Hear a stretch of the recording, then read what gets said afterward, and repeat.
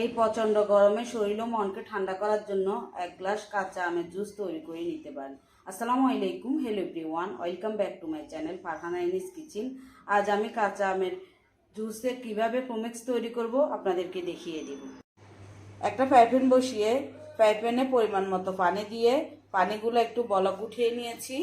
এখন 2টা আম দিয়ে দিব। আমগুলা সিদ্ধ হওয়া পর্যন্ত অপেক্ষা করব।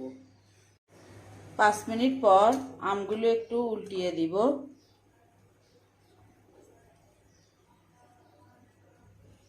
আরো কিছুক্ষণ চুলায় রাখবো আমগুলো সিদ্ধ হওয়া পর্যন্ত। কিছুক্ষণ পর আমগুলো হয়ে গিয়েছে, চুলাটা অফ করে দিচ্ছি।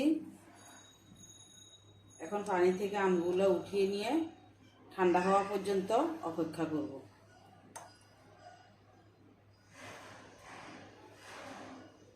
ঠান্ডা হওয়ার পর দোনোটা আমের চামড়াটা ছাড়িয়ে নিব।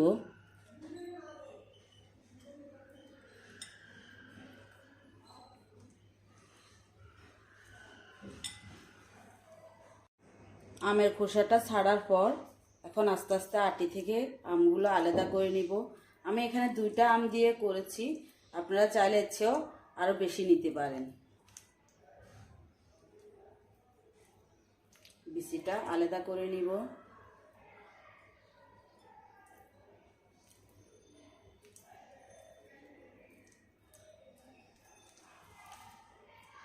ভালোভাবে সিদ্ধ করার জন্য আমগুলো একবারে নরম হয়ে গিয়েছে।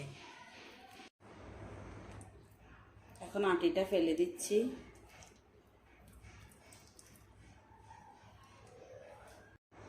এই আমের পিউরিগুলো এখন আমাদের লাগবে।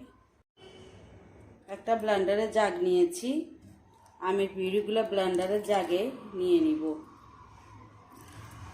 সম্পূর্ণ।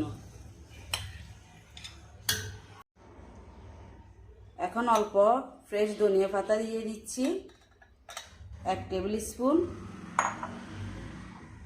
ফ্রেশ পুদিনা পাতা দিয়ে দিচ্ছি। ধনিয়া পাতার চেয়ে পুদিনা পাতাটা একটু বেশি নিব। পুদিনা পাতা দিয়ে দিচ্ছি 4 টেবিল স্পুন। বিট লবণ দিয়ে দিচ্ছি 1 টিস্পুন। নর্মাল লবণ দিয়ে দিচ্ছি আধা টিস্পুন। ভাজা জিরার গুঁড়া দিচ্ছি 1 টিস্পুন।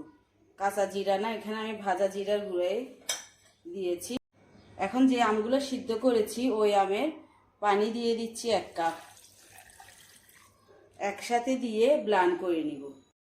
ঢাকনাটা লাগিয়ে দিব। ভালো করে ব্লেন্ড করা হয়ে গিয়েছে, আমি দেখিয়ে দিচ্ছি। এখন আবারও একটা ফ্রাই প্যান বসিয়ে 1/3 কাপ চিনি দিয়ে দিচ্ছি। 1/3 কাপ চিনির সাথে 1/3 কাপ পানি দিয়ে দিব।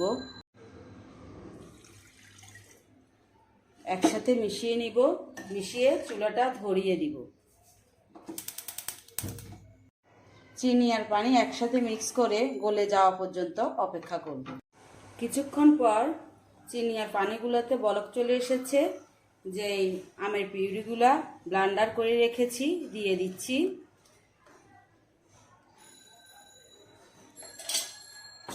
দিয়ে একটু নাড়িয়ে দিব।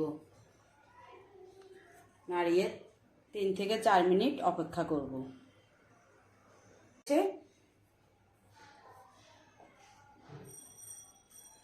এই পর্যায়ে আমি একটু হালকা ফুড কালার অ্যাড করে দিচ্ছি, যেহেতু কাঁচা আম দিয়ে তৈরি করেছি, কালারটা আসার জন্য। বেশি না, অল্প একটু দিব, মিক্স করে করে দেখব।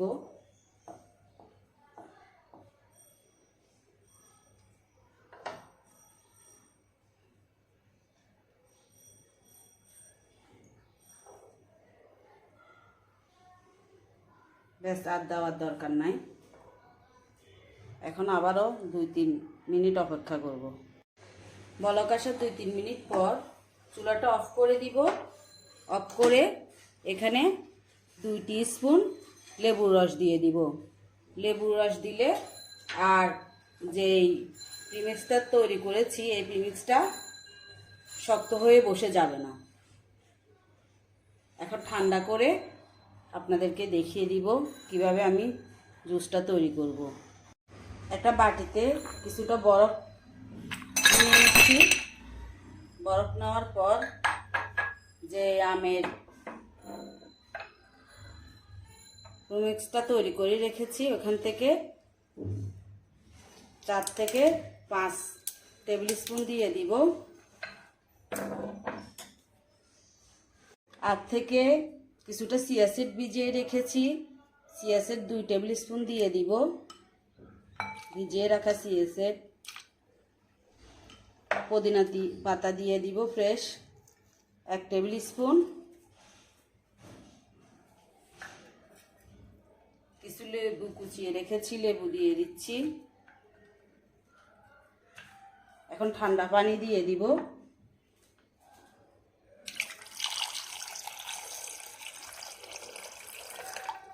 ব্যাস, আমার জুসটা একবারে রেডি। এখন ঠান্ডা ঠান্ডা পরিবেশন করে আপনাদেরকে দেখাবো। 1 টেবিল স্পুন দিয়ে 2 গ্লাস জুস হয়ে যাবে। আমার এই প্রিমিক্স থেকে 15 থেকে 16 গ্লাস জুস হবে। যে প্রিমিক্সটা রেডি করে রেখেছি এটা একবারে ঠান্ডা করে কাচের জারে রেখে দিতে পারেন 1 বছর পর্যন্ত। যখন আপনি জুসটা খাবেন তখন বের করে নেবেন। পুদিনা পাতা, ধনিয়া পাতা, লেবু, কাঁচা আম দেওয়াতে এই জুসটা অনেক উপকারে আসবে, মনেও প্রাণে প্রশান্তি পাবে। আশা করি আমার এই মজার জুস তৈরি করাটি আপনাদের ভালো লেগেছে। ভালো লাগলে একটা লাইক দিতে ভুলবেন না। আপনি যদি আমার ইউটিউব চ্যানেল থেকে ভিডিওটা দেখে থাকেন, চাইলে চ্যানেলটা সাবস্ক্রাইব করে রাখতে পারেন। আর ফেসবুক পেজ থেকে ভিডিওটা দেখে থাকলে পেজটা ফলো দিয়ে রাখতে পারেন। ভালো থাকবেন, সুস্থ থাকবেন। আবারও দেখা হবে নতুন কোনো রেসিপি নিয়ে। আল্লাহ হাফেজ।